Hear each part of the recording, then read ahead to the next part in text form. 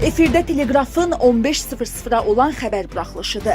Günün bu saata olan mühüm xəbərlərini təqdim edirik.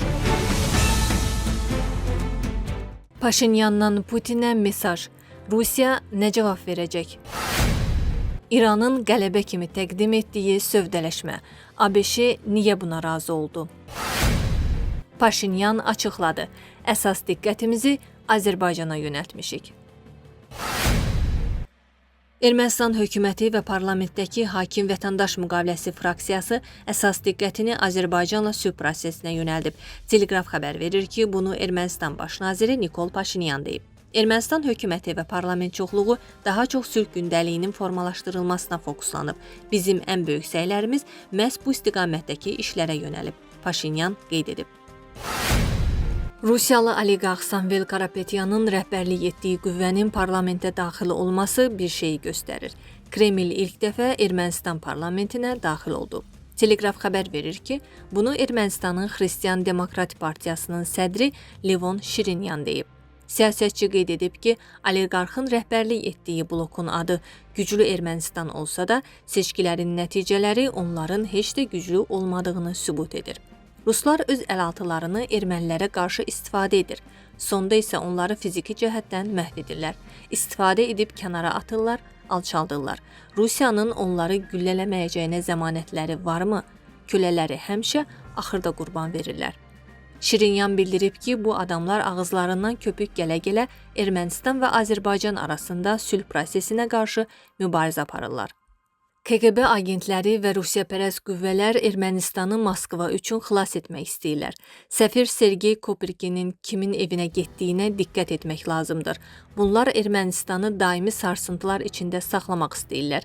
Bugün Ermənistanda mafiya inqilabdan danışır, halbuki başqa ölkələrdə mafiyaya qarşı mübarizə aparılır.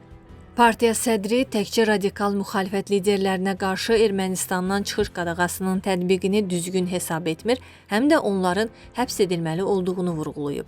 Robert Köçəryana təkcə ölkədən çıxış qadağası qoyulmamalıdır, hətta ölkə daxilində də hərəkət edə bilməməlidir. Bunlar qaçmaq istəyirlər. Hüququn çəkici işləməlidir. Hara getsələr yaxalarından tutub geri qaytaracaqlar. Rusiyanın prezidenti Vladimir Putinin indiyədək Ermənistan baş naziri Nikol Paşinyana təbrik məktubu göndərməməsinə gəlincə, Levon Şirinyan əlavə edib. Putin seçkilərin nəticələrindən narazıdır. Çünki Ermənistanda hakimiyyəti ələ keçirmək, Paşinyanı devirmək istəyirdi, amma bacarmadı. Təbrik etmədiyinə görə Putinə təşəkkür edirəm. Çünki bu bizə şərəf gətirən bir şey deyil. ABŞ-nin İranla danışıqlar üzrə nümayəndələri Vaşinqton və Tehran arasında imzalanacaq anlaşma memorandumunun mətnini mümkün qədər tez dərc etməyə çalışırlar. Amma onlar həm də deyirlər ki, bu sənəddə istifadə olunan söz və ifadələrə çox da önəm verilməməlidir. Telegraf xəbər verir ki, bu barədə CNN-ə ABŞ rəsmiləri bildiriblər.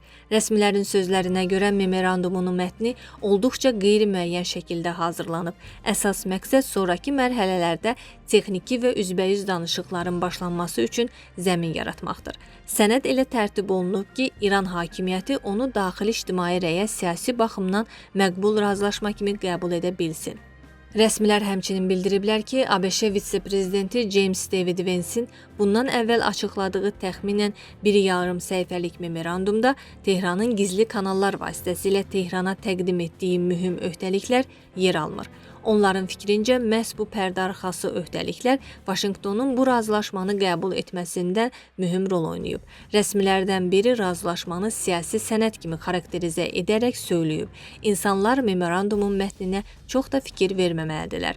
O əlavə edib ki, sənədin mətnindən daha çox vacib olan məsələ tərəflər arasında formalaşmış qarşılıqlı anlaşma və ortaq anlayışdır. Həmin rəsminin sözlərinə görə mövcud razılaşma sanksiyalar, nüvə proqramı və dondurulmuş aktivlər də daxil olmaqla əsas mövzular üzrə danışıqların aparılması üçün lazımi zəmini yaradır. Sanksiyaların yumşaldılması razılaşmanın icrasında əldə ediləcək irəliləyişdən asılı olacaq.